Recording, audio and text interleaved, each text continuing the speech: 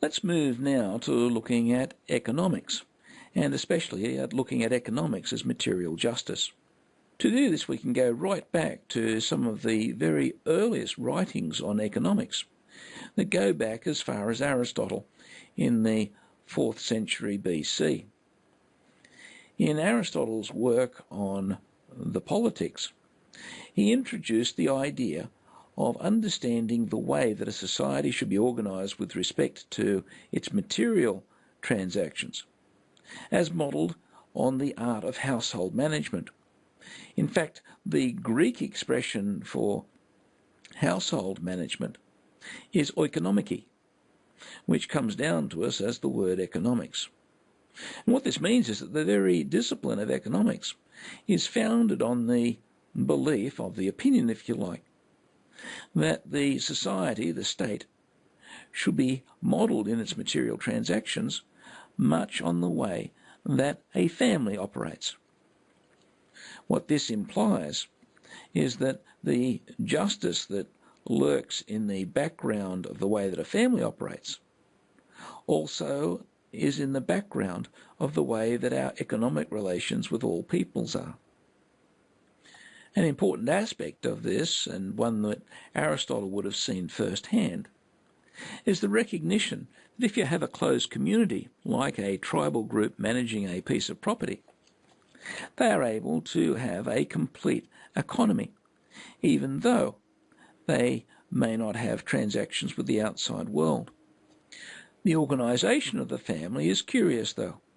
Families do not work the way that our markets work, even though they achieve a good level of appropriate exchange of goods and services. In fact, we can understand a family through the lens of economic relationships. The family members do exchange the material needs for life and a complex set of obligations and exchanges. And children tend to be drawn into helping the family through making their bed or doing other chores. However, ultimately, the family allocates the goods and services amongst its household on the basis of a far bigger understanding of relationship. And in many cultures, those exchanges extend through all of life, recognising that the capacities of different stages of life are quite varied. Young people need a lot of support, so do very old people. But in the middle between very young and very old, there is a period where family members are very productive. And so in some ways, when a healthy working age person cares for their children, they are really investing in the future. And likewise, when that same working age person retires and gets too old to work, they can be fairly confident that they are going to be cared for by those same children, because the children, in a sense, have a kind of implicit obligation to repay, out of love perhaps, the care and material support that was supplied to them by their parents, totally free. The pattern of relationships in families is ultimately economic, but it revolves around notions of gift and charity. Ultimately, these come down to elements of justice. And although the flow of goods and services changes over time, overall it rests on an understanding of justice. The object of the family economy is the flourishing of its members as a social unit. It's easy to see why this model appealed to Aristotle as the ideal for a society.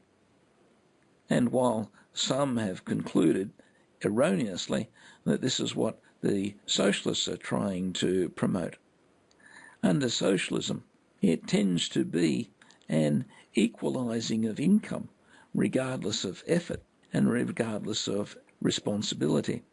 This is not the way that families work. The fact that families are successful and the most cohesive families tend to flourish from generation to generation shows that this approach to social life is quite healthy and conducive to the flourishing of the human person. By contrast, Aristotle observed a number of practices that happened in the marketplace that Aristotle considered to be unjust. Of these, the most extreme was the situation where, through circumstances of market forces, or rather the lack of perhaps competitive market forces, some people were able to sell others what their buyers already owned, perhaps their life, or perhaps selling things for a price that neutralised any benefit. To understand that, we will go back to the idea of tribes living on islands. Let's look at the example of Aaron's family, who owns a large island in which there is the only source of a substance we'll call Methuselah in the world. It's been discovered that if people consume about 2 milligrams of Methuselah per day, they become resistant to all infection and live very fit and healthy, full lives, at least up to the age of 120. Without this wonderful substance, their life expectancy, like ours, is only about 80 years, and of that the last few are not going to be very productive and perhaps dogged by things like dementia. Obviously, this Methuselah is quite a desirable substance. As part of the discovery, geological evidence indicates that there are reserves of Methuselah on Aaron's family island, sufficient for the entire world's population for the next, at least 15,000 years. And being able to get the stuff out and prepare it and transport it out to the markets costs Aaron's family about 1 cent per dose. It looks like Aaron's family is going to be able to live fairly comfortably, especially if they sell it for what the market is prepared to pay for it. We can ask, is it reasonable for Aaron's family to sell Methuselah for $2 a dose? At that price, most of us would probably say, well, that's in fact quite cheap. I think I'd invest in that for an extra 40 years of life. The problem that a modern mind would look at and say, well, if Aaron is the only family that owns this stuff, then they really have a monopoly. The question for Aristotle is not so much the question of monopoly, but rather the question of whether the owner, whether they have monopoly powers or not, are choosing to use their market power, if you like, to treat other people the way that one might treat a family member, or whether they're choosing to treat them by exploiting, by using their power against the other. And this whole question then comes back to the very fundamentals of moral relations. Remember, we said that moral action is when you have a situation where you have the power to do one thing, but you choose to do another. In this case, we have Aaron's family with the power to charge $2 a dose, in other words, exploit the world as a monopolist, or treat the world, the rest of the humans on the planet, in another way through a choice of self-restraint. In this example, it appears that Aaron's family would be able to live quite comfortably selling the stuff for a cent a dose, and I guess that means by the time you sell it to the 6 billion people on the planet, or however many there are, they'd be doing moderately well if that's their income per day. And this is something which is lost on the modern mind, the idea that just perhaps a monopolist is a moral person and does have at least the latent capacity to apply self-restraint in their actions. In fact, in a modern economy, the monopolist is probably the only member of the economy that is able to act morally, even if they choose not to. However, we're getting ahead of ourselves just a little. In Aristotle's economic thought, using lines of thought similar to this, he identified 4 fundamental economic moral principles, and each one of these can be derived from a metaphysical reflection on the natures of the things involved. The first of Aristotle's economic principles had to do with property rights, the idea of the natural property in one's labour, but also and especially the conventional property that exists in land. Aristotle gave us what's known as the dual theory of property, and this is something that we'll explore in another session.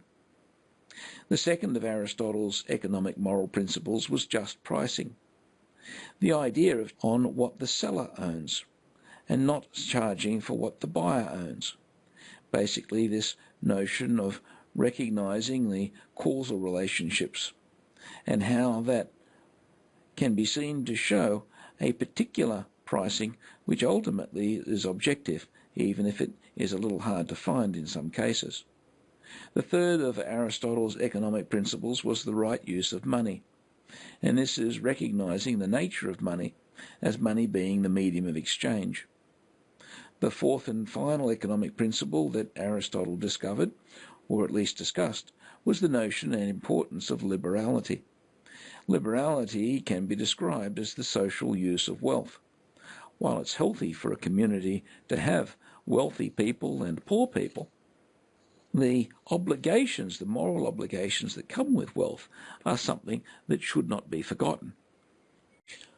I want to move now to looking at the matter of the relationship between morals and law. Some laws represent the codification of significant moral principles. By this we mean that it is possible to have a community that exists without any laws at all, where the various members of the community are simply motivated by their moral upbringing, their moral training, their alignment with the customs, traditions and moral principles of their tribe or community. However, there are certain cases where you have major issues that are relatively easy to publicly police, where it's appropriate to create laws.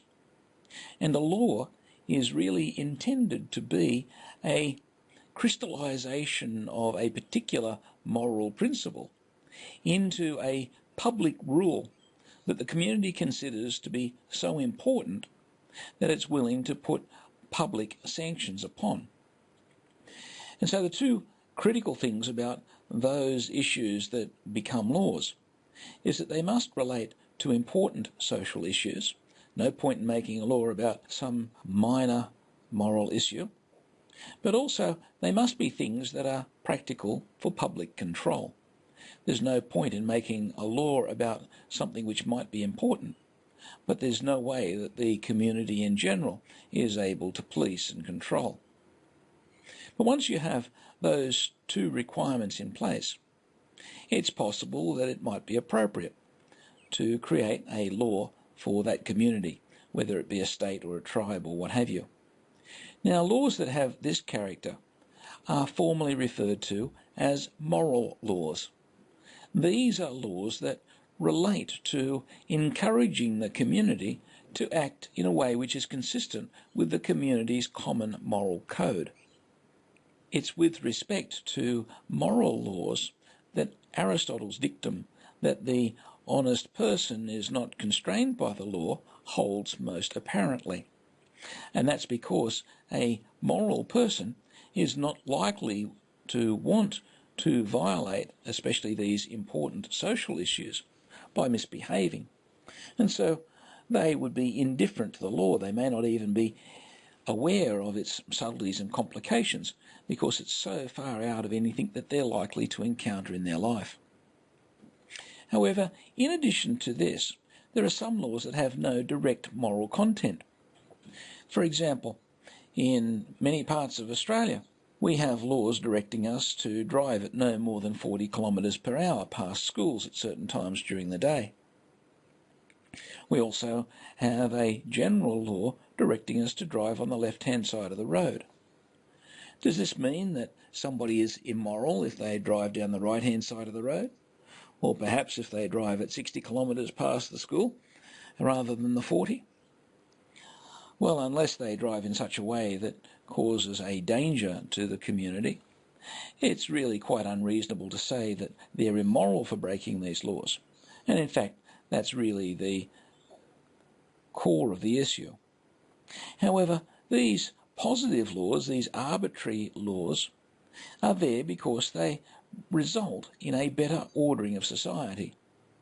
If we didn't have the law directing us to drive down the left-hand side of the road, certainly we'd be able to drive down the road, but in order to avoid other people, we'd probably have to drive a lot slower because we wouldn't know on which side of the road they were likely to pass us.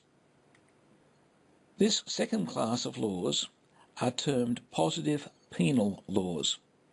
And a positive penal law is positive because it's an arbitrary law, using that philosophical meaning of the word positive.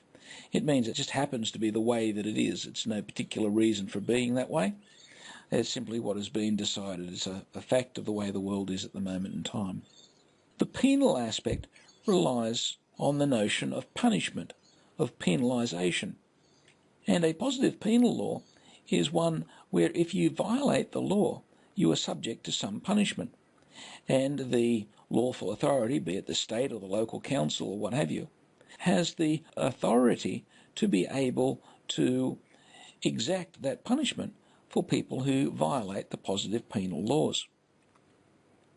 In themselves, positive penal laws have no moral content, as we've seen. However, there is an indirect moral obligation with respect to positive penal laws, and that is because it's a general moral principle to respect just authority, true authority. And what this would say is that if we create a state government and we give that state government certain roles to play, it means that we've given the state government certain authorities, and we have an obligation to respect the authority of our state government.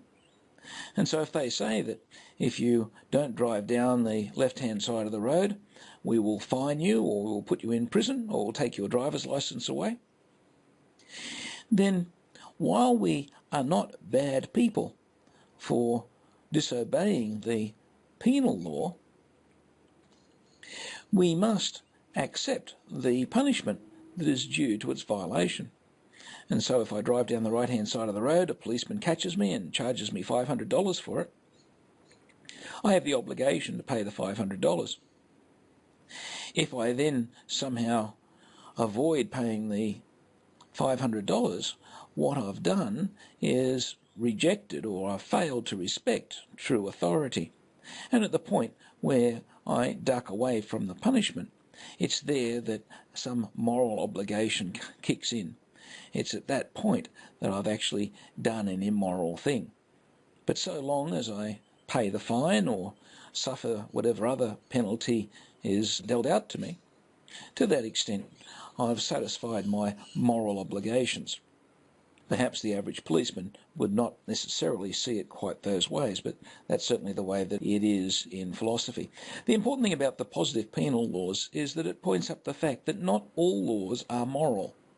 And you're certainly not immoral because you speed, unless you speed in a way which is reasonably associated with causing risk to life and limb or the property of others.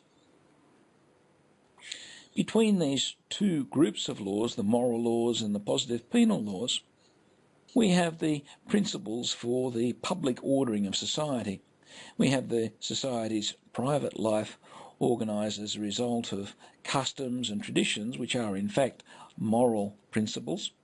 We have its public life determined by the laws of the state, the moral laws and the penal laws. The ultimate goal of these is to improve the overall quality of life of all the community.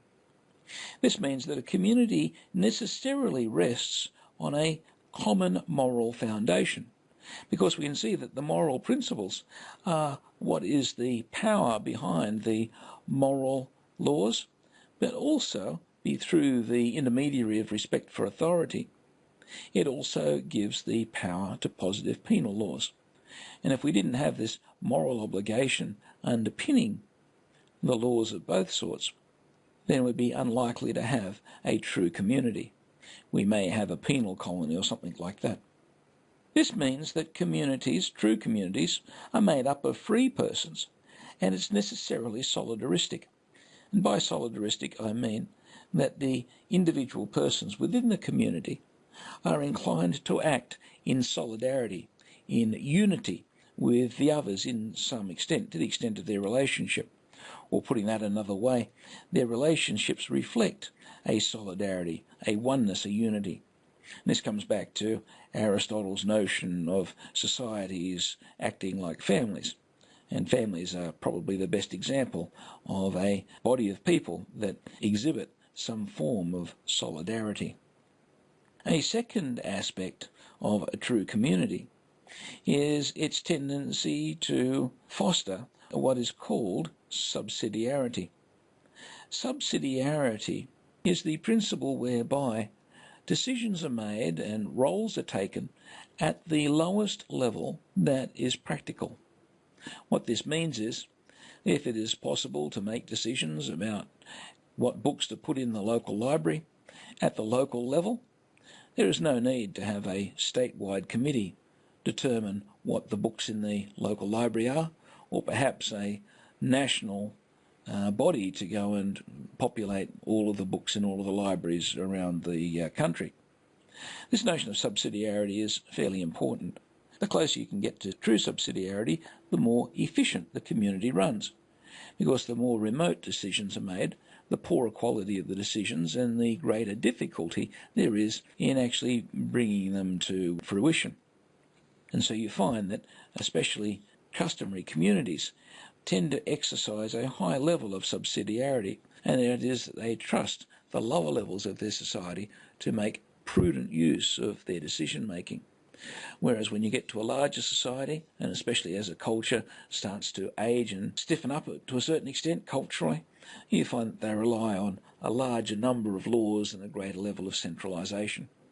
And we can see that in countries like the United States or Australia, where we are now in a mode where we tend to be working towards the centralisation of many, many functions, such as the nationalisation of many of our public services and our public standards. It is as though we can no longer trust people at the local level to make decisions as to what happens to be the best practice.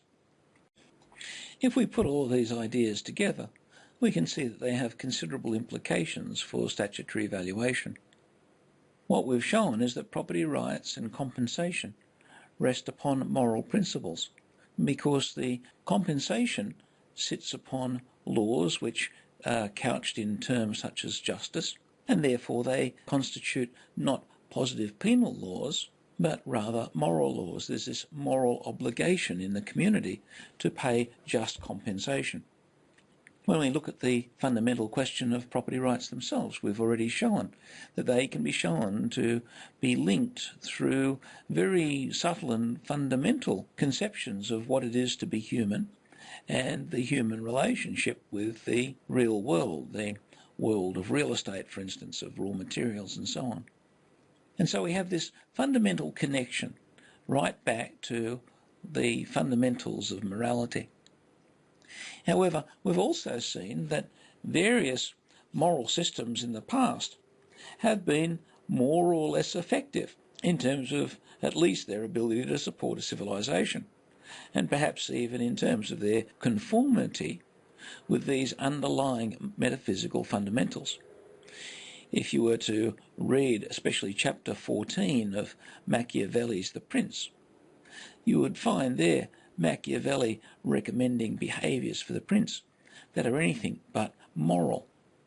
And while Machiavellian ethics have been lauded as a most appropriate strategy for democratic leaders, it means that the appropriate strategy apparently is something which is quite at variance to what are more general and enduring moral principles.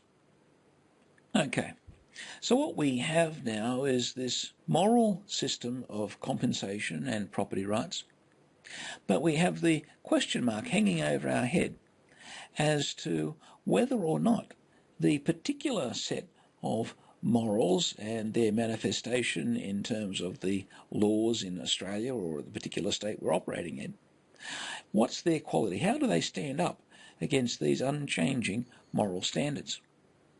Well, to look at that, what we might do is look at some of the various theories of justice. And from that, we should be able to get an idea of whether the people being compensated are in fact justly being made up for and somehow brought back to a position of equality with where they were before.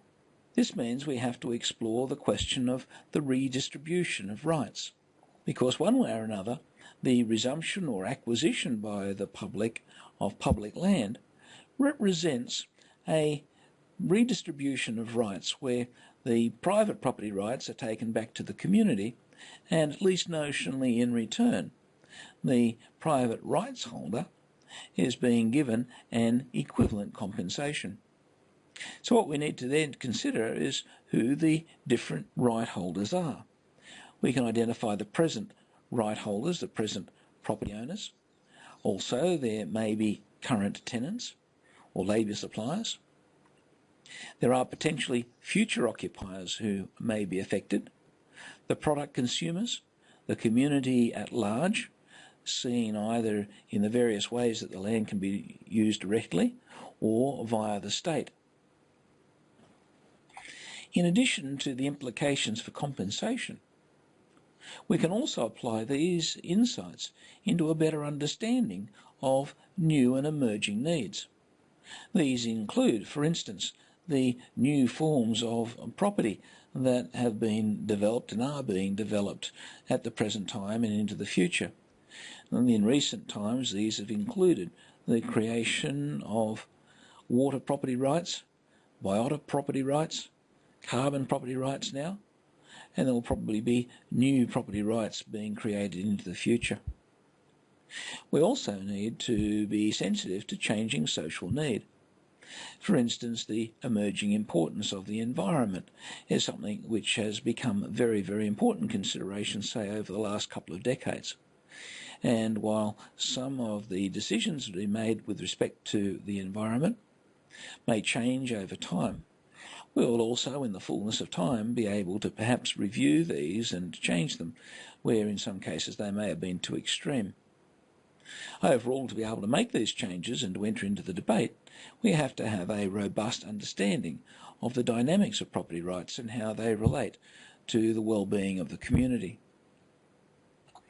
Overall, our arguments when entering to these debates are going to be considerably stronger and more reliable if we have a fundamental understanding, a good, solid understanding of what the fundamental bases for our positions are grounded on. We've seen in the historical example that many of the moral systems in history have been, well, less than optimum. We can see this in the way that they then give rise to different conceptions of justice. Here we're going to consider a selection of conceptions of justice. Most of these can be linked to particular moral systems.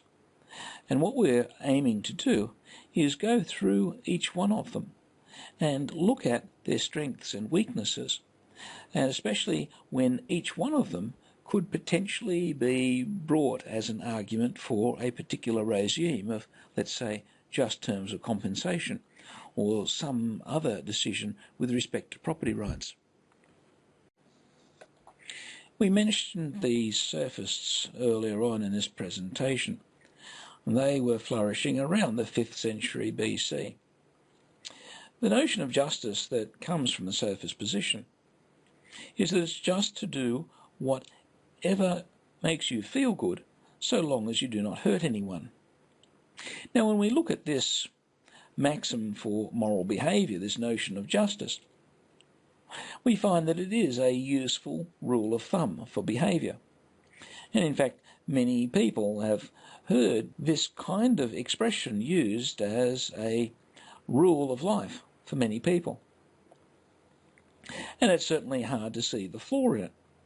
If you aim to maximise your own good times, your own quality of life, while avoiding hurting anybody else, surely that can't be a bad thing.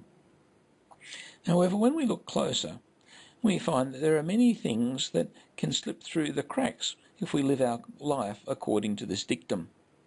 For instance, it's sometimes difficult to recognise the victim. Let's say we do what makes us feel good, and that includes a little bit of insurance theft. Car's getting a bit old, so you might push it over a cliff and collect the insurance money or something. Surely the insurance company is so big and all the rest of it that it wouldn't feel the payout. And so in a sense, we're not really hurting anyone by doing it, and it does help us to replace the motor car. Fairly obviously, even though we can't measure the impact of our dishonesty with respect to the insurance company in this particular case, as how many cents it adds to the premium of everyone involved, even though we can't measure it empirically, we can know that by performing this kind of an act, we certainly do make life difficult for everybody else in the community. And eventually, especially if we use some of the other principles that we'll be coming across later, if this practice becomes sufficiently widespread, then the entire fabric of the insurance industry will collapse. And perhaps that has had to do with some of the historical problems with insurance. Another way that the victims of our hurting people through our actions tend to be ignored is by the way that very often we fail to recognise the humanity of our true victims. In the case of the insurance theft, one way or another it will make life difficult for other people that we do not know. Often it's been the case for people to simply dehumanise their victims. And so it means do whatever makes you feel good so long as you don't hurt anyone who is a member of our tribe or our family. The others are dehumanised. And this might include things like decisions about the elderly or the weak or the mentally deficient or what have you. Harm can also be in the form of harm that doesn't appear to hurt anyone in the present, but may affect people either in the future or far away. For instance, if I go to the beach and have a few bottles of wine or what have you, and then proceed to leave my bottle sort of tucked away in the sand somewhere, I might think to myself, I haven't hurt anybody. But that doesn't really account for the person maybe in a few years' time who comes running through the sand, trips over the broken bottles and does themselves considerable harm. And so this notion of recognising the victim is one of the major problems with this particular dictum. The dictum also doesn't take into account of the fact that often, or at least sometimes, moral action does involve actually hurting people. For instance, in a situation where it's necessary to defend oneself, either personally or in a war. Likewise, punishment for crimes would be made very, very difficult if the society in general adopted this ethic. And while it's easy to see the defects in the aspect of the dictum relating to not hurting anyone, the first part isn't that much better when we look closely at it. Sometimes it is just to do things that do not feel good. And in fact, we find that a surprising amount of what makes up our life has to do with putting up with things which one way or another are not pleasant. For instance, serving in the army is not necessarily a pleasant experience. Likewise, studying for exams instead of cheating does not feel good while you're doing the study, even though you can pass the exam with a little spot of cheating. When we look at those people that are celebrated through history as genuinely great people, we find that by and large they've done things which have required a great deal of action which has been either very risky or very uncomfortable. The great explorers and the great military heroes and so on.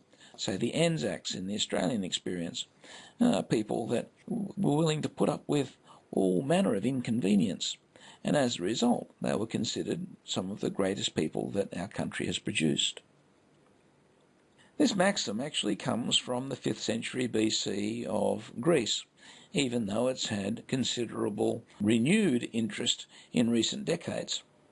And while the maxim sold well to the Greeks and was very popular amongst the students of the sophists, because of the omissions that it carries, it actually permitted a considerable amount of, let's we say, sub-social or even antisocial behaviour that eventually destroyed their civilization.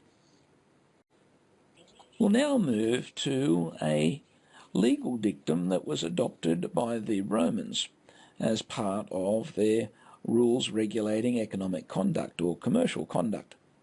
The Romans had a law or a principle that recommended that whatever is negotiated between free persons is just. Now, while this idea was originally borrowed from some of the sophists, it was one that really found root in Roman practice.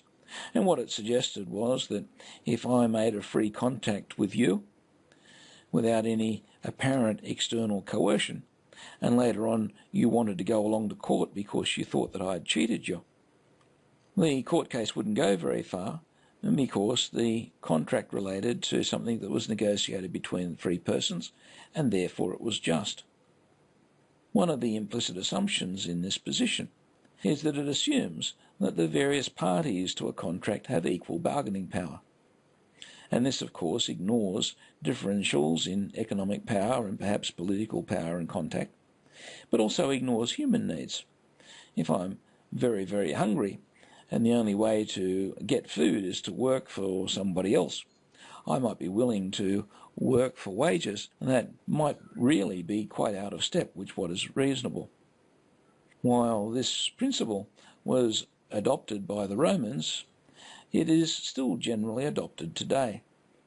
And so it is relatively difficult today to be able to say that a freely accepted contract actually includes some dimension of injustice. We've partially recognised it today in the way that we now consider that there should be a cooling off period after a contract is signed. And that's to allow people to reflect on the contracts that they've signed, especially in situations where it's likely that marketing or other negotiational pressures may have inclined people to sign up for contracts that may not be in their best interest. There is a separate issue associated with this principle, and that is that free people sometimes negotiate evil. And that means, quite simply, that even though I may not have any compulsion, I might freely choose to make some arrangement with you which involves something which is illegal or immoral. For instance, the practice of selling university assignments, which seems to be the case on some less than reputable websites. At the end of the day, making a contract for something which is illegal and immoral, regardless of what the price is, cannot be just.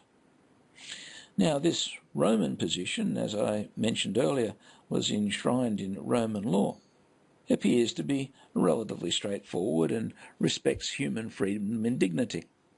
And there are political positions today that are quite influential, that largely lean very strongly behind this principle. Unfortunately, when we look at history, we find, though, that as a concept of justice, it's rather deficient. In the Roman case, it caused basically the enslavement of the entire community, or at least a great majority of it, and contributed to the generation of what is known as the latifundia, the immense estates that were largely worked by slaves and quasi-slaves. We move to a third classical position, which we normally associate with the ancient sophist Thrasymachus. Thrasymachus is best known for his role in Plato's book The Republic, as one of the interlocutors with Socrates. Thrasymachus put the position that justice is no more than the will of the stronger party, and for anyone wanting to follow this up, it makes for some interesting reading towards the beginning of Plato's Republic, because Thrasymachus is able to make this argument very strongly with a number of different lines of argument that actually caused Socrates considerable difficulty to refute. To a certain extent, we can see Thrasymachus's position enshrined in a number of common events in our current world. For instance, when we look at some legal battles, we can see that one party is likely to win the argument for no other reason that they have the resources to be able to appeal and counter-appeal and so on, and maybe throw considerable legal resources at a problem that will impoverish and destroy the opposition.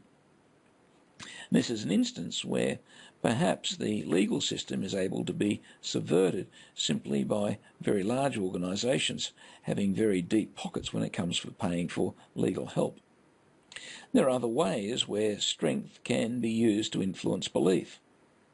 One common one is through media and the whole public relations and marketing and advertising industry. Less savoury, but apparently fairly common, at least in various parts of the world, is the practice of buying politicians. Those who have economic strength are able, through payments or other incentives, basically buy the support of those in public office. And this means that it's likely that the laws are going to sway in their direction.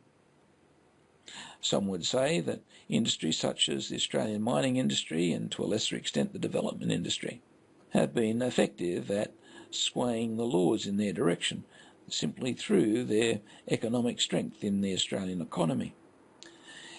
And this demonstrates a closely related issue, and that is that economic power becomes strength when it is applied to influencing others, whereas history tends to focus more on political power in the cut and thrust and comings and goings of history. Economic power seems to have been evolving over the modern period at least as being the dominant influence in the way that the public community or the public discourse tends to run.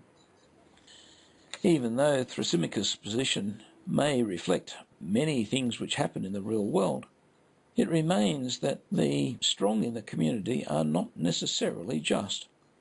And unfortunately there is this mechanism where injustice can concentrate strength. It certainly can concentrate economic power. And that strength is totally unrelated to justice and in fact often runs in the opposite direction. What this means is that those who are able to appropriate this form of strength or other forms of strength are able to reform society more or less in their own image, and so the bully becomes the moral hero. We see this also in the end of Rome, where Rome collapsed when virtue was assumed to be equal to strength, and the idea of the strong man became synonymous with the good man. Today, to a limited extent, we have a similar tendency, where people are perceived as very strong, especially in economic terms, tend to become opinion leaders and so on, for no other reason than the fact that they've been successful. And what this is really saying is that the strong in the community are the leaders. They determine what is just.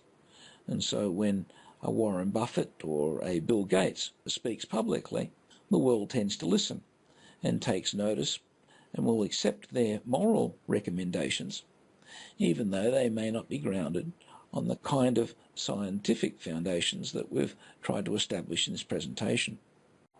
While Machiavelli described an entirely different situation to Thrasymachus' position, one way or another there are considerable similarities in the way they both work out in practice. You may refer to Machiavelli's book, The Prince, written about the beginning of the 16th century. Machiavelli comes down to us with the title of being the father of modernity. Machiavelli's recommendations in The Prince was that the political leader should have the power to do evil in order to achieve his political ends. And the reason for this was that Machiavelli argued that the political leader had the obligation of strong leadership of his country, of his state. And in order to achieve political stability, the prince often had to resort to tactics which, if the ordinary person was to practice them, would be considered immoral. Some people would say that Machiavelli's strategies for political leadership are probably found implicit in much current legislation. It's certainly evident in the behaviour of many democratically elected representatives. But we also see currently that this notion of justice, which is lurking behind Machiavelli's position, is what could be described as James Bond justice. It's where the leaders are able to act outside of the moral law, licensed to kill perhaps. It implicitly assumes, however, that morality is something else, something quite different to the practices of the political leaders. It means that the political leader is no longer a moral exemplar, as they are understood to be in traditional communities, or perhaps the pre-modern European community. And in fact, rather than being a leader, somebody who everyone in the community would be encouraged to follow, the major flaw in Machiavelli's conception of how society works was that if the average person in the community was to copy their leader, their prince, you would end up with a particularly immoral and antisocial community. The real problem lurking behind the Machiavellian position is a confusion of what is the ultimate moral objective, what in moral philosophy is referred to as the summum bonum. Summum bonum simply translates into meaning the greatest good. And a useful way of interpreting the moral merit of any particular cultural system or moral system is to look at what it is that the moral system considers to be the most important moral virtue, the value that is at the top of the tree. Is it, for instance, personal strength or personal self-interest? Is it the common good, the good of the community? Or is it something else? For Machiavelli, the summum bonum was political stability. Now, if it turns out that political stability means that a tyrant is stably able to maintain political control, you may have something which is less than desirable. However, there's no way in the Machiavellian system of escaping that situation, because by definition, regardless of who the leader is, the fact that the leader is able to keep control achieves the end of his system. Ultimately, the Machiavellian position renders communities rudderless. It means they really have no direction for moral action. In the case of Western Europe, which was largely where Machiavelli was influential, it transformed Europe from, at least conceptually built on the model of the family, into something like a fighting ring, where one way or another nations line themselves up against other nations, and political achievement moved into primary place in front of honesty or any sense of bringing civilization as a result of one's political manoeuvring. Moving forward in history, we come to David Hume, the Scottish father of the British empiricist movement. David Hume's inquiries concerning human understanding and concerning the principles of morals has come to be one of the major philosophical texts of modern philosophy. In it, David Hume asserts what has come down to be known as moral sentiment theory. And in that, he would suggest that because everyone has an intuitive understanding of what is just, justice is like a sixth sense. It's an emotion. It's what people feel. Hume argued that people actually don't see causality and relations, and as a result, it's pointless to speak about it. All that happens is that people, one way or another, see something happening, and from that they get a almost instantaneous emotional response of either approval or revulsion. And for Hume, that is sufficient to be grounds for an understanding of what should be just or not.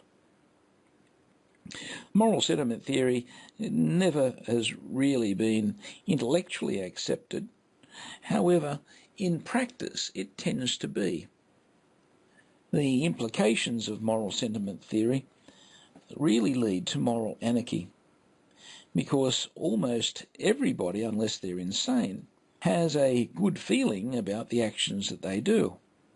And so if I want to be a bank robber, one way or another, I think it's a very nice way to earn an income. So it feels good to me. And we can certainly see this with many other behaviours that are at least moderately antisocial. One of the curiosities about David Hume was that he was a radical defender of empiricism. That is the belief that the only things that we can know are those things that enter through the senses, more or less directly. The empirical position suggests that all knowledge comes through experiment and experience. However, the empirical reality, what we find when we actually look at actual people, is that different people have different moral codes. We do have bank robbers and rapists and so on. We do have political extremists and other people that would do all sorts of unspeakable things to each other if they were given the opportunity. How is it that these supposedly have the same moral code, especially given the mechanism of cognitive dissonance? The great advantage of Hume's position was that it afforded a great deal of moral autonomy. And so one of the great advantages was that it had a significant following, because it gave his readers the personal moral flexibility to live their life the way that they wanted. And largely this is one of the reasons why the Humean position has come down to us as relatively popular today. One way or another, this idea that morals are things which change and are as fickle as our own emotions and sentiments is behind a number of the other more recent positions. A little after David Hume came Immanuel Kant, the German philosopher. Kant was attracted by the general thrust of Hume's attempt at a modern philosophy and a rejection of classical realism. However, Kant could see that moral sentiment theory had too many contradictions to be practical. And so Kant provided an alternative approach to resolving the moral problem, and behind that the question of justice. Kant recommended that if the maxim that motivates an act could be used as a universal law, then the act is just. Now, while this is a complicated way of saying a relatively simple thing, and most of us have heard perhaps our parents or teachers at some point in exasperation saying, well, what happens if everybody does that? This is precisely the question that Kant raises as the key to understanding the question of justice. Because for Kant, the question, what happens if everybody does that, is exactly the question we should ask when we're considering whether to do or not do some particular activity that has some kind of moral overhead. This categorical imperative, this idea that we can think of acts or motivations for acts that can become a universal law, has come down to us as an apparently objective, though personal test of moral quality. And it is in some way, according to Kant, something which commands our obedience through Kant's insistence or focus on the notion of duty. Kant was really attempting to find moral absolutes, but give the moral actor the flexibility to be able to work out what the absolutes actually are. Like the other theories of justice that we've encountered so far, the Kantian position of the categorical imperative has considerable merit, and certainly using Kant's formula to establish the appropriateness or inappropriateness of a particular line of action often ends up with quite sound conclusions.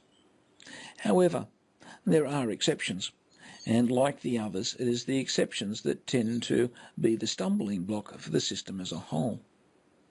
The major question that we can ask is if the moral actor is reliable. For instance, if I'm inclined to rob banks, I could easily dream up a scenario where a world could exist where everybody was permitted to rob banks. And so I could say, yes, I don't mind if bank robbery was made legal. It's just I'm a little bit ahead of the fashion or the social change. But one way or another, it in some way would work. And we can largely do similar to other things. I don't mind if everyone became a mugger or something, because one way or another, if everyone knew that muggers were about, then they would act accordingly and not be so stupid as to carry money on them late at night or something like this. But you see, the problem is that with the categorical imperative, a moral actor motivated towards some form of vice is often able to imagine or theorize a situation which satisfies the categorical imperative without necessarily leading to a robust moral determination. What this suggests is that while Kant's position might be useful in a number of practical cases, it can't be used as an ultimate moral standard because it is likely to fail on occasions. When we look closer, we find that there are a number of thinkers who have gone a long distance championing positions that appear to produce universals which are anything but social. Ayn Rand's heroes come into that category, and also Nietzsche's concept of the Superman, a person who is strong enough to be able to dare to break the conventional rules. And by daring to break the conventional rules, we're really saying daring to act immorally or in vice. A secondary problem with Kant's position, like David Hume's, is that it's empirically flawed. Different people do have different moral codes, and they have different ways of interpreting what would be suitable to act as a categorical imperative, a universal law. The final curiosity of Kant's position is that it doesn't actually discover universal laws. It only gives the moral actor the warm, comfortable feeling that their moral conclusions could in fact be considered as universal moral laws. In this way, Kant actually does a strange and rather subtle sleight of hand. While asserting the authority of universality and a fixed standard, what Kant nevertheless does is afford the moral actor the ultimate right of veto to be able to set his own standards, to play God if you like. Following Kant, and also from Germany, we have Karl Marx. In Marx's The German Ideology, Marx floated the idea that justice was no more than a tool for the oppression of the weak. Marx developed the concept, following a radically materialistic view of the world, that since matter was all that there was, things like justice and morality did not actually exist and could not exist as actual existing things. Forms did not exist for Marx. And as a result of that, justice could not have any independent existence. The fact that human societies tend to use the tools or the words, the lexicon of justice and morality, for Marx was only an instance of the way that the powerful oppressed the weak.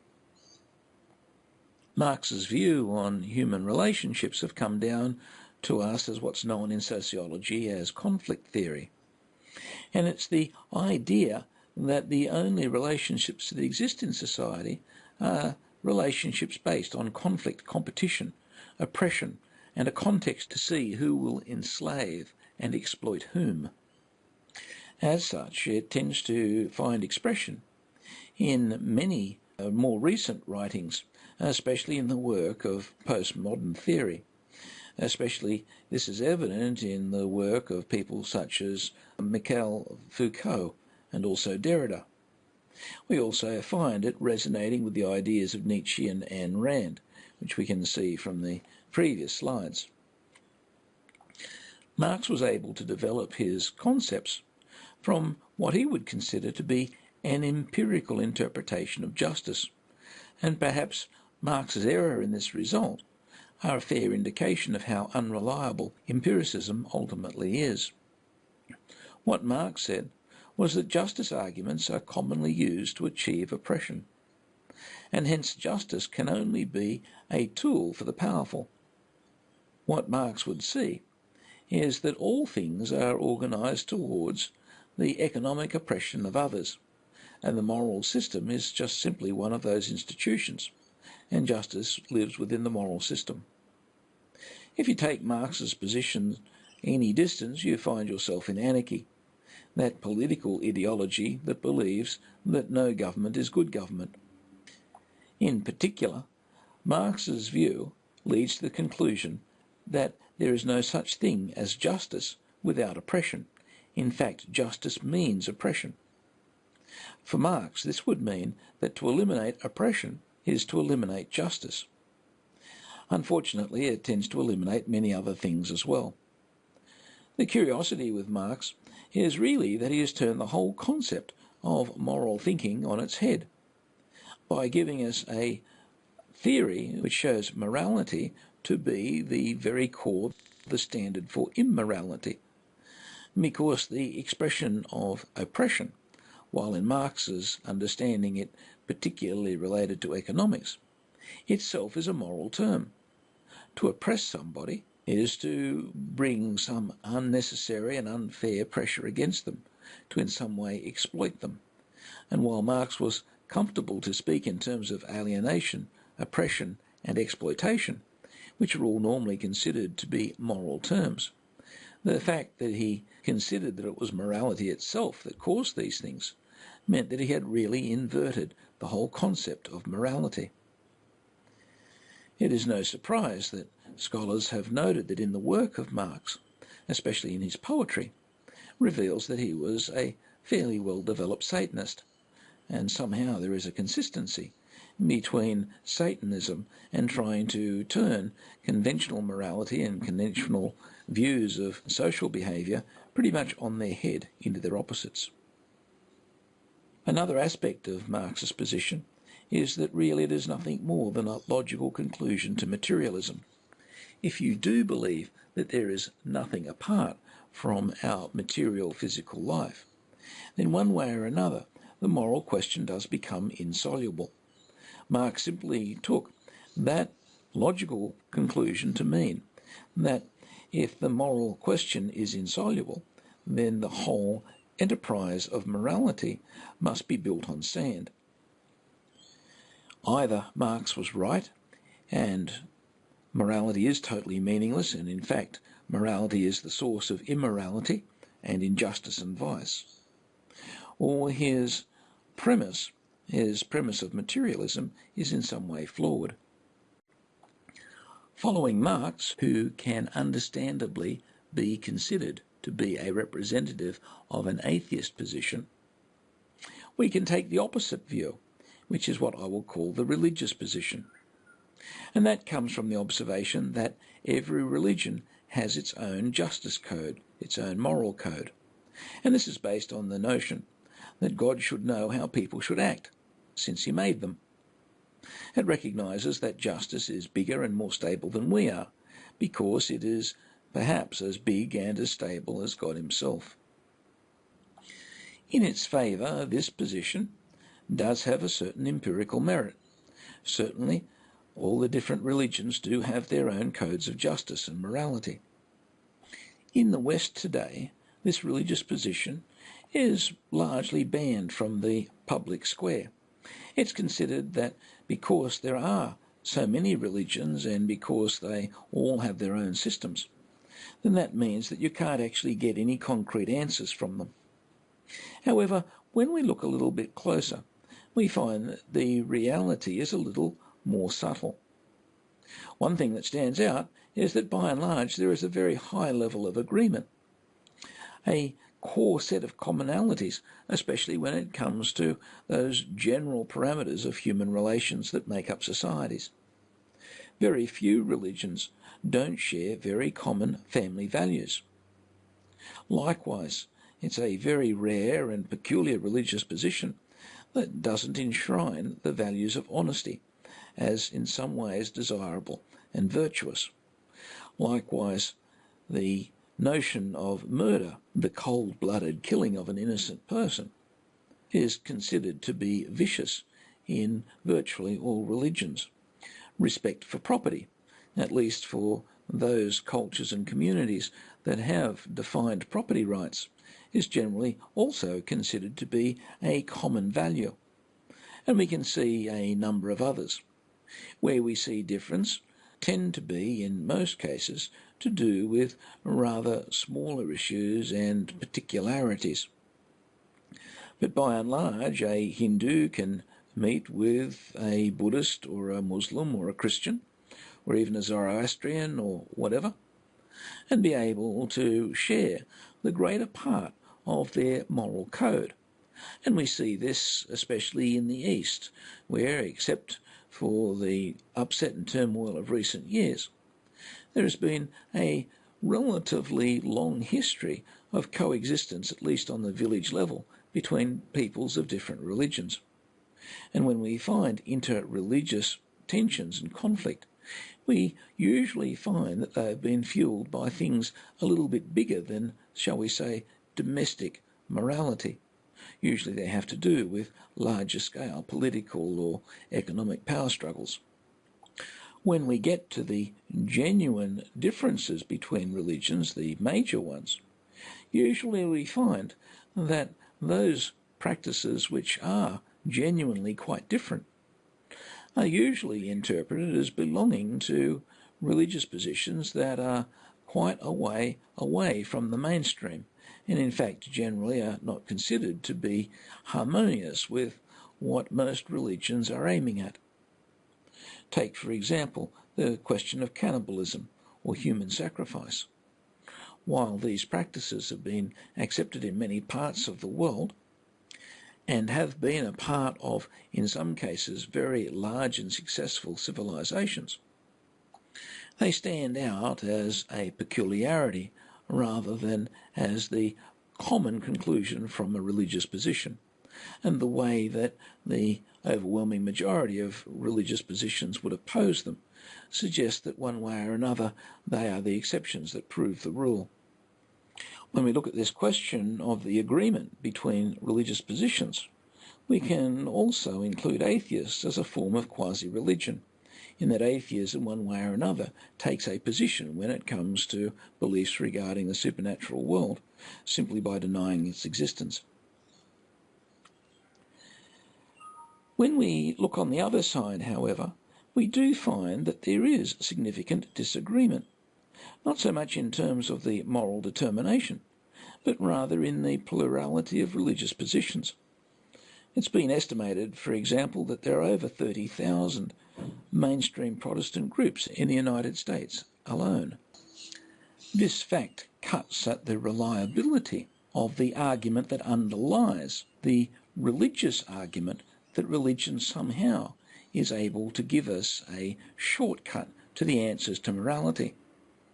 The reason for this is that religion, one way or another, aims, or at least claims, to provide an understanding and explanation for the way the world is in terms of the reality of God.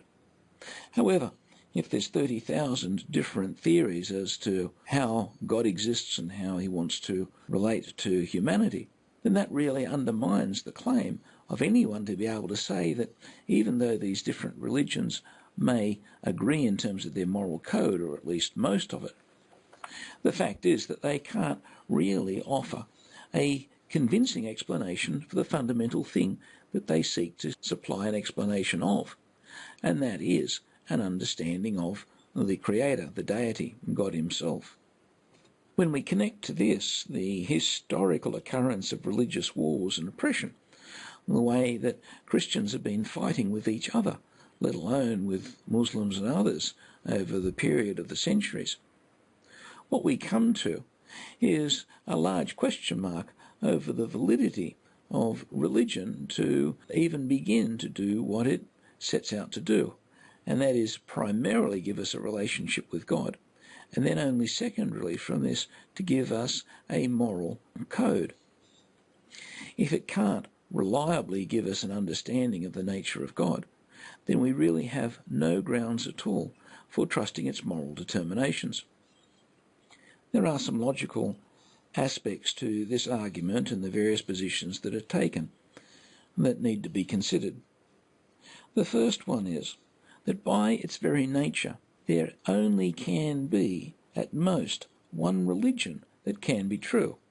And if we include atheism, then it means that one way or another, the answer to the question of religion, the understanding of what God is, can only be supplied by one religion.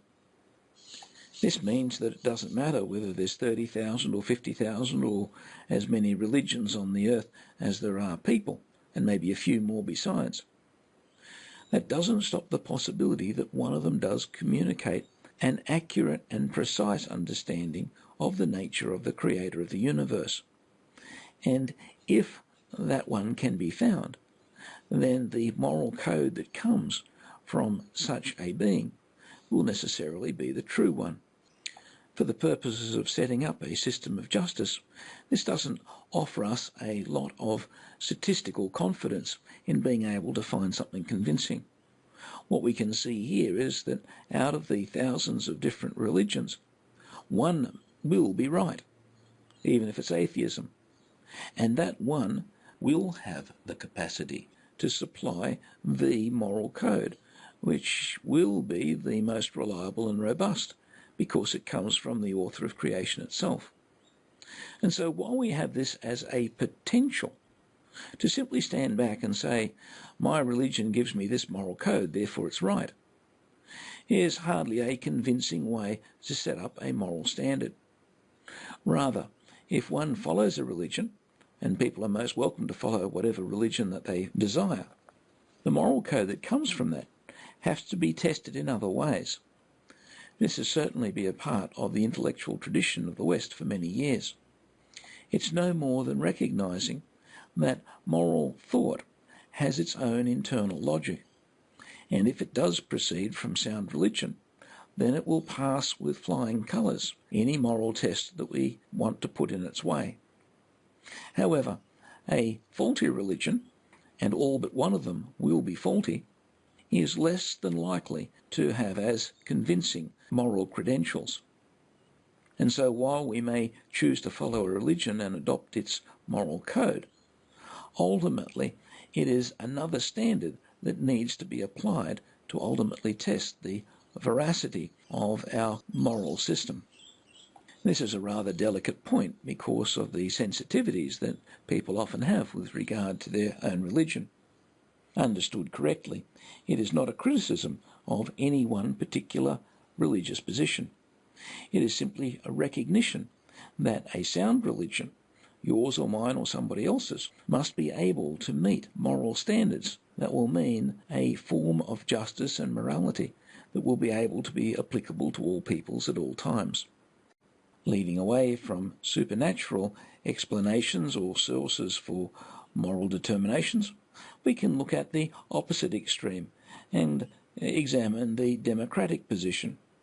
The democratic position considers that a democracy will always produce just laws, and in fact the laws in a democracy more or less determine what justice is. What we can say is that justice is no more than the will of the majority. Implicit in this theory is confidence in the goodness of the average person, and certainly the overall average goodness, if you like, of the average person, leading to the confidence that if we have a group of people together, the majority of them will be better than worse. A curiosity of the democratic position is that it tends to make justice a function of time, because it means that as laws change, then justice will change. And this is part of the confusion that most modern people are subject to. While it might be welcome for the member of some minority group to feel nice that their moral peculiarities have suddenly become mainstream and accepted, it doesn't really give you long-term security, because what happens when the majority changes? It simply means that morality would be able to wax and wane from this position to that, depending on the dominant feelings or sentiments of the community at a particular time. Largely, the democratic position suffers from many of the same flaws as David Hume's moral sentiment theory. The democratic position carries with it a large number of other shortfalls. For instance, how can outsiders or history judge justice? What right would we have, for instance, to pass judgment on the behaviours of other countries or other times when their duly elected representatives have passed laws and affected particular public policies that we might feel personally uncomfortable with? It really means that if Hitler was voted into leadership in Germany, as he was, then the fact that he chose to pass laws that you or I might consider inhuman is something that can't be criticised if we believe in the democratic position. Ultimately, the democratic position can only be seen as a technique for finding practical principles or approximations or guesses at the moral order. It doesn't in itself supply a standard reference system for moral veracity. This is because the fads and fancies of a community tend to change with time and also with the strength of media influence and many other things. Because behind the voters is the question of how the voters come to make their decisions, the question of how the voters know what is good or bad. And so really the democratic position merely hides an inability to meet the original fundamental moral problem. A related problem with the democratic position is that it's generally recognised that there is a difference between what is socially acceptable, in all cases, and what is just. And we can look at all of the examples of cannibalism and the rest to see that what was socially acceptable at different periods of time for different communities now is seen as something which is really quite abhorrent. When we start to recognise the shortfalls of the democratic position, we can understand why, when Plato considered democracy in his book The Republic, democracy was discussed as the second worst form of government. In the handful of what has come down to be known as Plato's defective forms of government, those less than perfect systems that Plato considered while he was arguing for his own chosen idea of the political ideal. One curiosity of democracy in Plato's view was that Plato saw that democracy would eventually lead to its own demise and ultimately be replaced by tyranny. We've yet to see that play out in the history of our own time. However, it seems that there is certain evidence that democracies tend to be operating with a little tiny smack of tyranny at present. What we do find is that current democracies tend to emphasise short-term issues to the exclusion of interest in the longer term. A second curiosity, which is an absolute curiosity with democracies, is that democracy seems to be a system of government where everybody, even those people who vote their leaders in, seem to distrust them. When we look at what the source of public opinion is in modern Western democracies, we find that the media has an inordinate influence over the mind and sentimentality of the electorate. What this would suggest is that the real source of power in many democracies may in fact be the media. If this were the case, it would lead to the unfortunate conclusion that justice then is probably the will of the media, or at least those who direct it, which is generally accepted to be a most unsavoury theory of justice. Slide. What we've come to by considering 10 different sources for justice is that it appears that at least all of the ones considered are not without their shortcomings. And while some might be useful in giving us pointers towards the answer of the rather difficult question of justice, none of them, at least in the analysis that we've performed so far, seem to robustly answer the question. What we can see, however, is that moral principles, one way or another, do lie behind the law, and justice is an expression of morals. One way or another, we can't escape the need to explore this question of morality deeper. We have been able to show that moral principles can consist of objective moral elements, and we've looked at that in the case of honesty and the fundamentals of property rights. It would appear that classical metaphysics is perhaps a route towards understanding the quality of moral determinations if it is applied carefully. This requires some understanding of metaphysics and logic. Applying this to the issue of just terms of compensation, we can see that we have to be fairly careful. If there are quite a large number of ways of determining justice, but most of them seem to have certain hazardous aspects, We have to be very careful with glib terms such as just terms of compensation, because we need to have some idea, some theory, some way of defensively arguing what justice means. Perhaps this means that we haven't got to conclusions so much as the launching point for a bit of an adventure to work out exactly what the answers are and how to apply them and the metaphysical realities that underlie them to various questions of property, and then perhaps even further and more generally to the general economic question as well. In addition to the question of just terms of compensation, there is also the broader question of professional obligations and what a property practitioner is called upon to do. One way or another, as a property practitioner, you're called upon to have a better understanding of property and the mechanics of its relationships with the community than the average person.